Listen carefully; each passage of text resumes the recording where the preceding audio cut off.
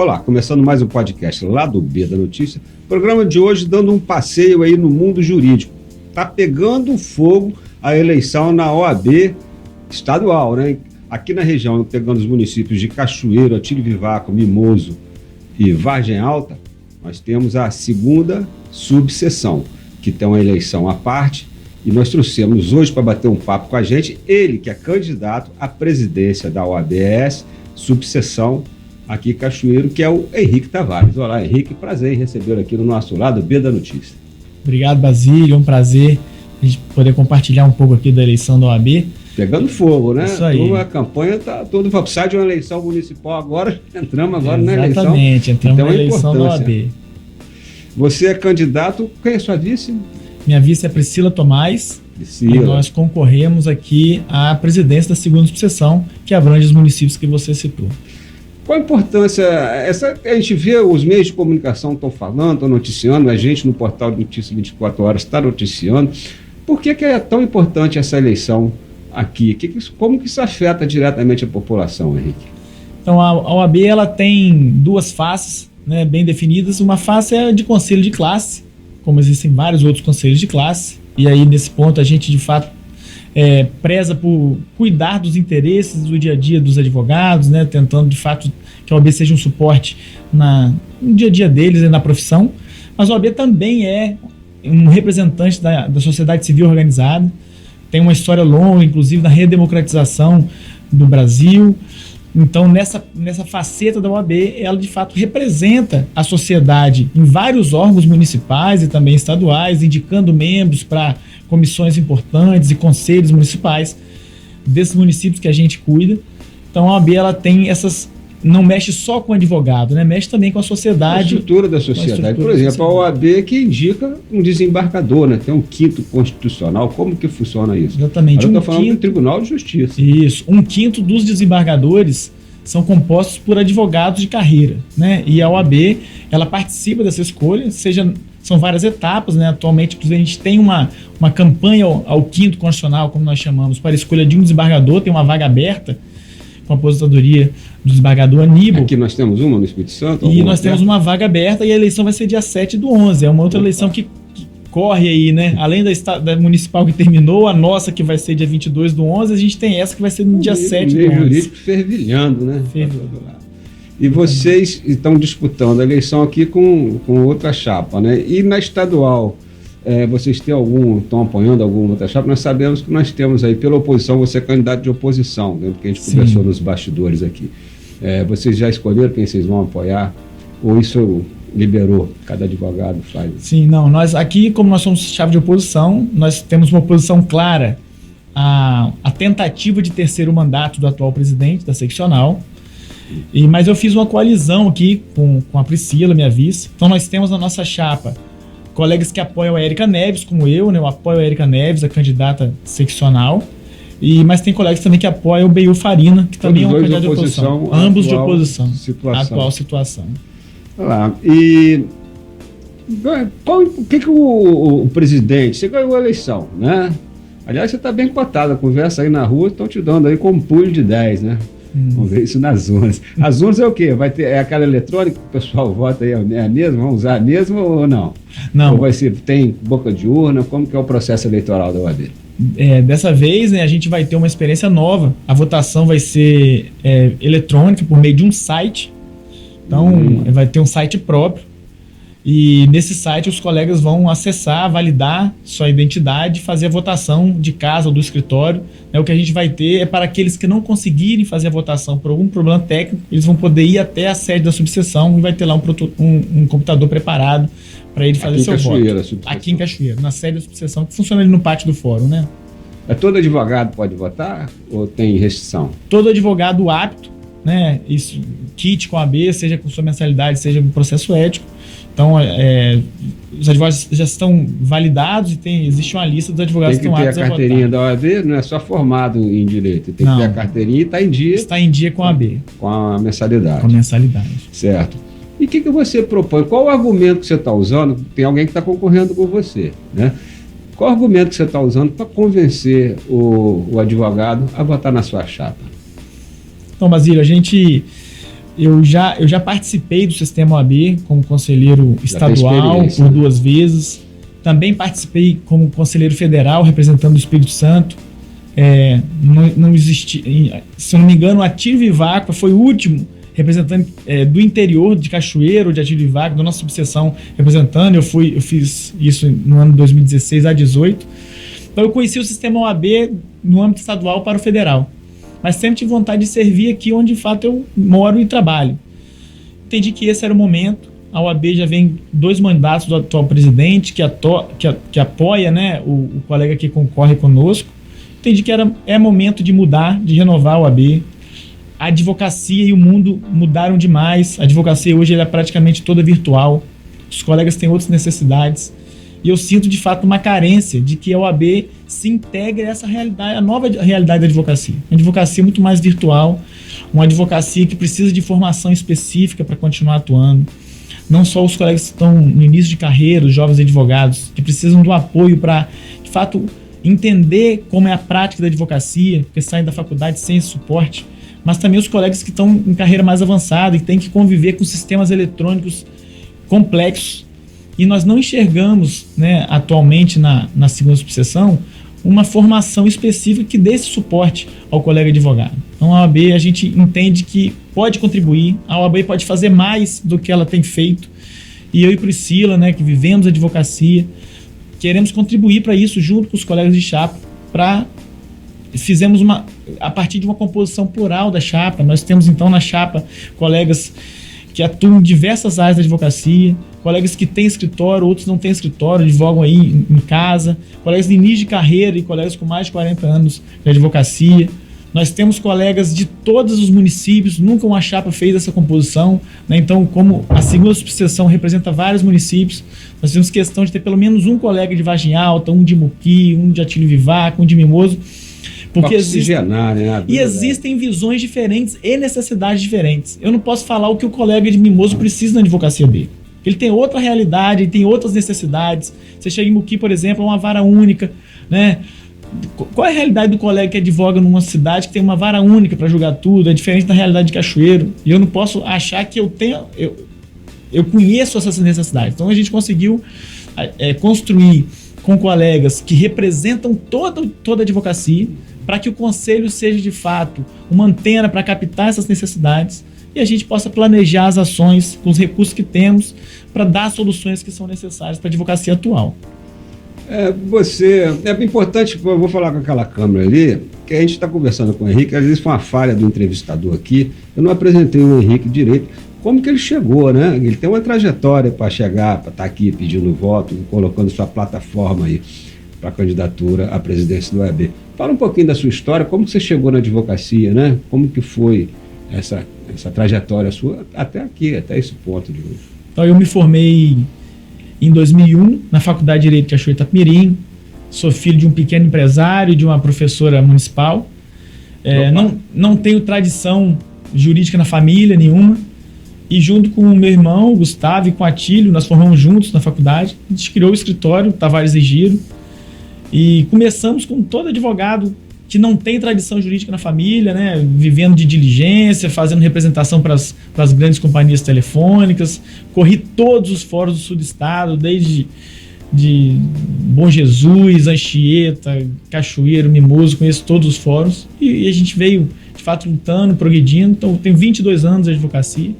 Nesse período, como eu já falei um pouco aqui, eu tive assim, a experiência de representar, né, a segunda subseção no Conselho Estadual por 2 vezes, uma vez no Conselho Federal por 3 anos, já presidi a Comissão Estadual de Direito Tributário, lecionei, sou professor universitário, dei aula na universidade por 10 anos, de 2005 a 2015, né? Hoje eu me dedico mais às aulas de pós-graduação, me especializei na minha área, sou especializado em Direito Tributário, fiz mestrado, enfim, tenho aí uma trajetória e dedico de fato minha vida à advocacia e ao sistema OAB. Rapaz, um portfólio aí considerável, né? Você é um advogado que pode se dizer bem sucedido, né, Henrique? Você já foi dativo? Você começou como dativo, passou por essa experiência. A turma que se forma começa por aí, né? Olha, ali que a pessoa vê se vai ficar ou não, né, na profissão. Sua pergunta é importantíssima. Eu fiz dativo, mas eu fiz dativo no período que o dativo não era remunerado. Era se você está esperando uma audiência no corredor do fórum, o juiz fala assim: doutor Henrique, você pode fazer uma audiência aqui para ajudar a parte que não tem advogado? E a gente ia lá e fazia. Atualmente existe um sistema de dativo com remuneração. Mas é muito difícil ainda essa remuneração. Assim, demora, é mal remunerada, demora a fazer o pagamento. Isso é um ponto importantíssimo. A OAB precisa. Pode e precisa. Eu digo assim: primeiro a OAB tem que entender o sistema de dativo, não só a partir do viés do que acontece, mas entender como isso acontece em outros estados. O CNJ, muito recentemente, estabeleceu critérios para que os tribunais de justiça fixassem critérios de fato, né, de nomeação e de remuneração. E são critérios que, se forem observados, a gente vai conseguir tornar mais justa tanto a nomeação quanto a remuneração. Você veja bem que hoje a lista de dativo que fica à disposição do juiz para nomear é uma lista aberta. Tem colegas de Aracruz que estão aqui em Cachoeiro e querem... de Cachoeiro que vai para Guaçuí, que vai e vice-versa. Então, assim, isso é porque falta defensor público, não é isso? Exatamente. O dativo é um paliativo para atender a demanda que a Defensoria Pública não consegue atender. Então, ela é muito representativa e muito importante para a população mais carente, né? Que de fato precisa de acesso à justiça, mas não pode pagar um defensor. Mas é um tema assim, que precisa ser discutido primeiro, entendido pela OAB. A gente precisa cobrar que os critérios que foram fixados pelo CNJ sejam observados. Muitas das vezes não são observados e a OAB pode sim. É muito comum os dirigentes da OAB dizer: esse não é um problema da OAB. Esse é o grande problema, um dos grandes problemas da OAB. É uma grande escola. Grande escola. A gente precisa que isso aconteça de forma mais justa. Essa eleição não tem boca de urna, né? Que antigamente tinha, que na OAB é a única que pode. Mas falando em boca de urna, eleição, essa polarização política que a gente vê no Brasil, isso contagia, isso pega também nessa eleição, se deixou contaminar por isso, uma turma mais para a direita e para a esquerda, porque há uma crítica à OAB nacional com uma certa, digamos, não sei se eu posso falar, acho que posso, leniência da OAB nacional em relação aos acontecimentos que marcaram aí a história recente do país. Sim.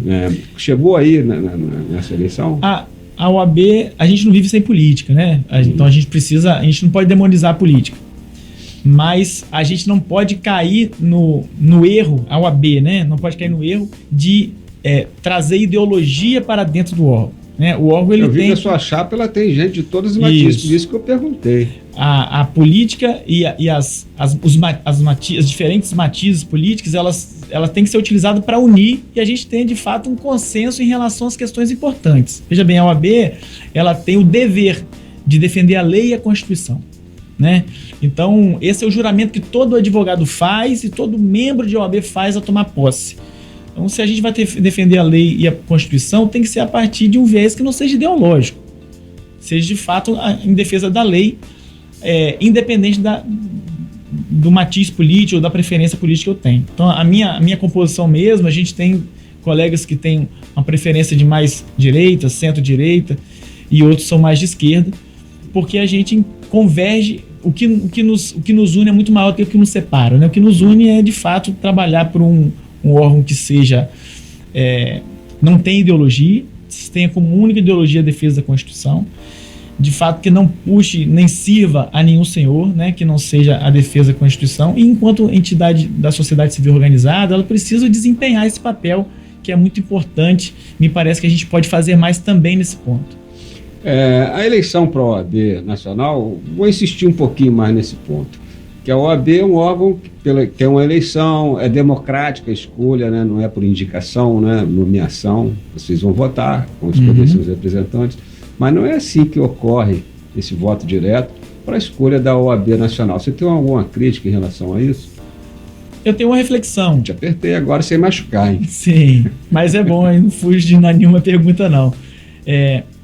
De fato, é uma crítica, é uma discussão grande o fato da OAB pregar a democracia, né, e o sistema eleitoral democrático, porém a escolha do presidente nacional, diferentemente do que acontece nos estados e nas subseções, ser uma eleição indireta, né, são os conselheiros federais que fazem essa escolha. Mas a reflexão é importante porque o que se diz, né, e esse talvez seja uma entrave para ter uma eleição direta, é que a gente não teria condição de o sistema OAB suportar uma eleição nacional sem limitar o abuso de poder. A gente teria, num país continental como o Brasil, a dificuldade de ter uma eleição justa sem abuso de poder e cair no risco, já que a gente não tem fundo eleitoral, né? A contribuição seria individual, de que somente as grandes bancas conseguiriam participar e eleger, fazer uma campanha. E eleger presidentes. Então, quem defende isso, né, dentro do sistema OAB, e não são poucas pessoas, né, que defende que, apesar de indireta, ela é democrática. E acaba também tendo essa influência que você falou das bancas, aí fica até mais fácil, não sei, né? Fazendo o papel do advogado do diabo, fica até mais fácil. Onde ela vai agir é um círculo menor. Sim, mas veja que o que a gente tem hoje dentro do sistema OAB é um revezamento de presidentes por regiões. Atualmente o presidente é de Manaus, né? Ele é do Amazonas. Manauara, né? Manauara. Dificilmente a gente converge nisso. A gente teria um presidente de Manaus numa política que fosse voto direto. Talvez a gente fosse repetir presidente de São Paulo, Rio de Janeiro, talvez Brasília. Minas Gerais, que são grandes colégios eleitorais, né? Então, me parece que nesse viés, eu estou falando dizendo que eu concordo ou não concordo, tem que refletir sobre isso, mas tem bons argumentos para a gente entender. Com a tecnologia que a gente tem hoje, você vê que vocês estão fazendo votação online. Eu acho que seria uma coisa... Né, hoje você mais pode fazer as campanhas pensar pela rede social, né, tendo no limite uma plataforma. Bom, isso é outra questão. Na verdade, você é candidato aqui em Cachoeira, OAB, segunda sessão da OAB, Cachoeira Itapemirim, mas que pega também os municípios de Atílio, Viváqua, Muqui, você que é advogado, Muqui, Mimoso, esse podcast vai chegar aí na sua casa. Muqui, Mimoso, Atílio, Viváqua, Cachoeira e Vargem Alta. Não posso esquecer, minha querida Vargem Alta. Você tem rodado esses municípios aí, conversado com a turma lá? Sim, tenho rodado, já fui em todos esses municípios. Amanhã, inclusive, a gente volta a Mimoso, vamos fazer lá mais uma caminhada e vamos encontrar os advogados de Mimoso, porque a gente precisa primeiro ouvi-los para entender as necessidades específicas deles e falar das nossas propostas, né, que são propostas que de fato a gente pretende modificar muito, renovar a OAB, dar uma virada aí na política de OAB. É isso aí, nós conversamos aqui com o Henrique Tavares, ele que é candidato à presidência da segunda sessão da OAB Espírito Santo, Cachoeira Itapemirim, eleição agora no dia 22 de novembro. Você que é advogado, que está nos acompanhando, ou que tem um primo, um irmão, um tio, um parente, um amigo advogado, compartilhe esse vídeo, manda para ele. E nessa hora, não se esqueça de deixar seu like e se inscrever no canal. Isso é muito importante para a gente poder continuar toda semana trazendo uma entrevista aqui relevante para a vida de Cachoeiro e de todo o sul do Espírito Santo. Henrique, muito obrigado por atender o nosso convite e sucesso aí na sua caminhada na OAB. Você tem agora 30 minutinhos, 30 segundinhos para pedir voto, né? Agora pode, né? Agradecer a esse espaço, Basílio, e pedir aos colegas que dia 22/11 votem em mim, Priscila. Tem número a chapa? Chapa 10, né? Nosso número é 10. Nós temos muitas propostas principalmente na formação do advogado, formação específica e que de fato seja valiosa no dia a dia do advogado. Inclusive, na sexta-feira agora, dia 1/11, das 14 às 18 horas, a gente vai fazer um curso de formação prática, trazendo aí grandes nomes da advocacia capixaba, trazer coordenadores de curso para falar da prática da advocacia civil, criminal, planejamento sucessório e também falar de inteligência artificial na advocacia, que é um tema que tem sido esquecido e já é uma realidade na advocacia. Então, colega, dia 22/11, vamos renovar, vamos trazer uma novidade para a advocacia, mudar o perfil da gestão da ordem e fazer com que ela, de fato, reflita a necessidade e a cara da advocacia atual. É isso aí. Obrigado, Henrique. Obrigado você que nos acompanhou até o finalzinho. Não esquece, fazer sua inscrição no canal, deixar seu joinha e compartilhar esse vídeo com os amigos. Nós vamos ficando por aqui. Até semana que vem, se Deus quiser.